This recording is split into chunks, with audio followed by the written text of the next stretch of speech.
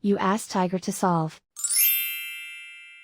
This deals with linear equations with one unknown. The final result is m equals -6. Let's solve it step by step. Group all m terms on the left side of the equation.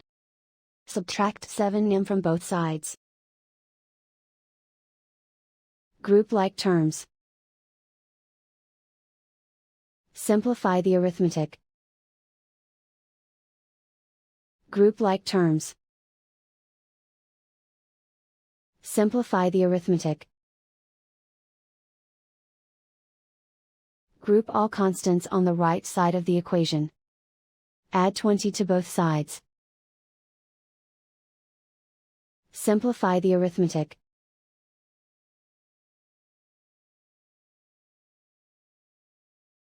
Isolate the m. Divide both sides by -5. Cancel out the negatives.